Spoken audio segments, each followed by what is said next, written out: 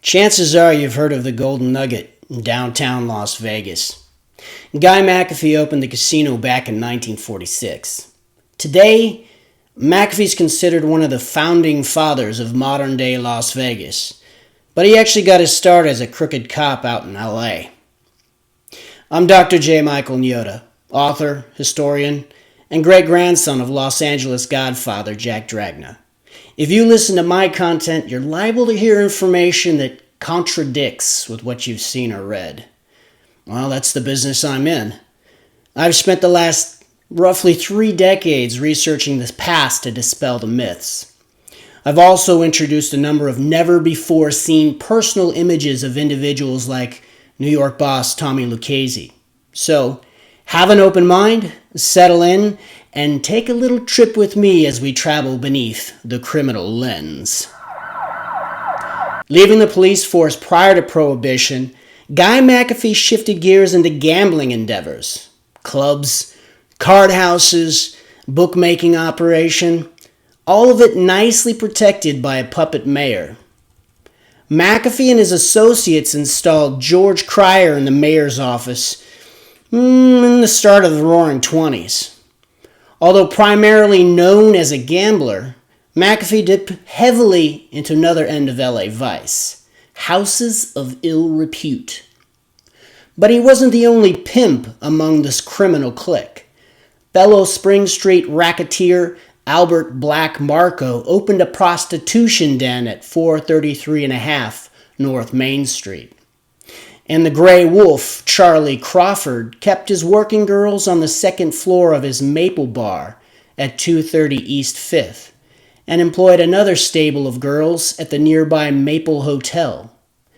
Surprisingly, despite all you've seen or heard in old mob books and blog rants, the local mafia did not dabble in white slavery. In 1931, the press highlighted that Guy McAfee's reach in prostitution extended all the way out to the City of Sin, Block 16 downtown. But he wouldn't relocate to the area to start building casinos until nearly the close of the decade, right around the end of 1939. The local mafia was largely responsible for pushing McAfee and his pals out of the city. It turns out, at least one of McAfee's LA brothels was run by a madam. Not the one he came to marry, though. That's another story. So taking the stand in 1940, the Black Widow Ann Forrest testified she had been permitted to operate without molestation for 7 or 8 years while she managed houses for the Guy McAfee ring. So McAfee paid off the vice cops through a middleman, an associate named Wade Buchwald. And when McAfee split LA for Las Vegas, Buchwald followed, partnering with him in the frontier. But Buchwald forfeited his end of the casino when a gunman shot him dead during a holdup at the casino in the summer of 1942. Like McAfee, Forrest also chipped in for protection. I guess you could call that a form of double taxation. It became a custom for the Black Widow to pay uniformed policemen on the beat a sum of $5 whenever they dropped in.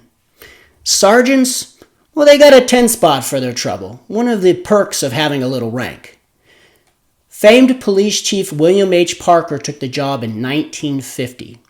His intel suggests that LA gangster Mickey Cohen may have picked up where Guy McAfee left off. So Mickey landed in 1938, McAfee split that next year. His old pals in the trade were no longer around as well, so Albert Black Marco, he went off to prison in 1928. As soon as he got out, he found himself deported. And old Charlie Crawford, well, he got gunned down in a double homicide in 1931. Chief Parker even went on record with his suspicions about Mickey. "I have some information that they must pay tribute in order to carry on their business to Cohen and his group, and failure to do so will lead to physical punishment." True or not, Mickey's federal files are more than merely suggestive. stipulating Cohen's debut in California was in the capacity of a pimp. However, he had ambitions to become a major hoodlum. A redacted source agreed, advising that Cohen's livelihood when he first came to the California area in the late 1930s was derived from prostitution. And yet another confidential informant stated that later on, in the late 40s, he had a house located in one of the more exclusive areas of Los Angeles where he maintained a number of girls, evidently for prostitution activities. Guy McAfee wasn't the only one replaced. With the retirement of the Black Widow, one of her former girls rose to fill her place. Hollywood found itself a new premier brothel madam in the buxom redhead Brenda Allen. And like the madam before her, the new Queen Bee dealt with the police directly, forced to pay for protection by the LAPD. Madam Allen's pleasure girls catered to the Hollywood elite. Exercising caution and paying for protection, her stable of working women grew to over 100. Despite insurances from the LAPD, authorities eventually raided her swanky Hollywood Hills bordello.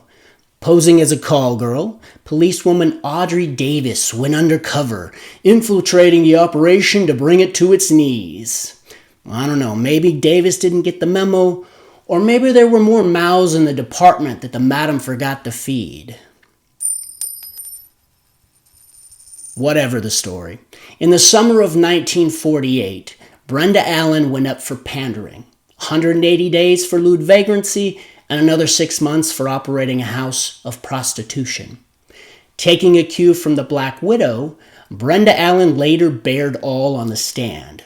The Queen of Los Angeles bordellos divulged a necessary business expense, a weekly fee from $50 to $150 per girl for police protection.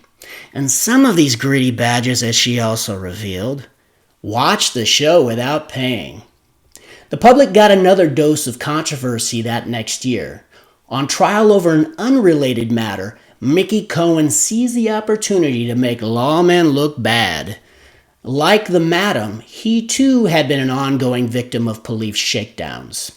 Mickey pointed a finger at Vice Squad Sergeant Elmer Jackson and even claimed incriminating evidence existed, a recording of the officer extorting the madam. Fellow Sergeant Charles Stoker confirmed the existence of these tapes, telling the jury he turned the recordings over to a Captain Cecil Wisdom. Stoker later wrote all about it in his 1951 expose, Thicker and Thieves. With the existence of these recordings out in the open, the wiretap man responsible began to feel the sting, receiving threats. Fearing assassination, Jim Voss ran to his attorney. Up for the task, mob mouthpiece Sam Rummel bargained for protection in exchange for testimony. And yet, despite the presence of armed guards from the district attorney's office, these salacious tapes mysteriously vanished. Although eventually recovered, the content and poor quality of the reels didn't offer much by way of proof. It was kind of a letdown. But another connection had been made. Authorities learned the wiretapper and his attorney were in cahoots with Mickey. Although originally hired as a bugman for the LAPD, Jim Voss shifted allegiances and admitted, Mickey ensured he was better paid.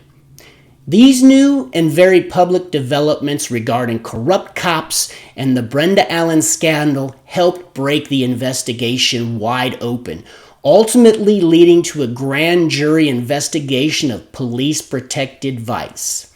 By then, Hollywood's Queen Bee had already finished the first of her 2 sentences. Not long into the second, Mickey's little courtroom outburst sprung her temporarily. The grand jury wanted to know the whole damn story and decided the madam had a lot to share.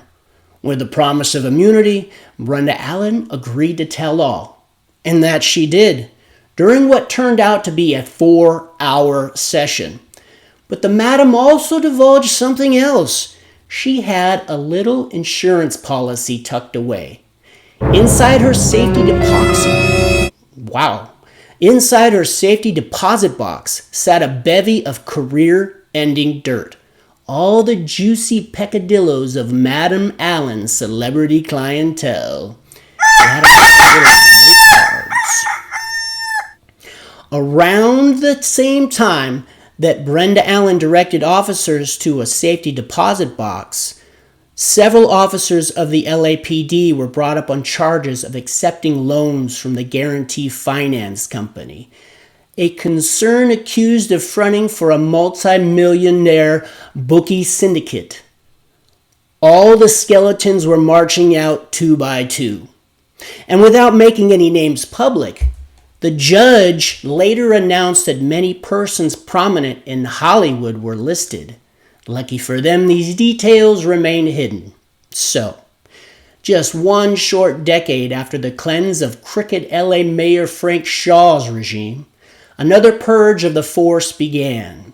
Indicted alongside Sergeant Elmer Jackson and Lieutenant Wellpot was none other than the police chief himself, Clarence B. Harrell, along with Assistant Chief Joe Reed and Captain Cecil Wisdom.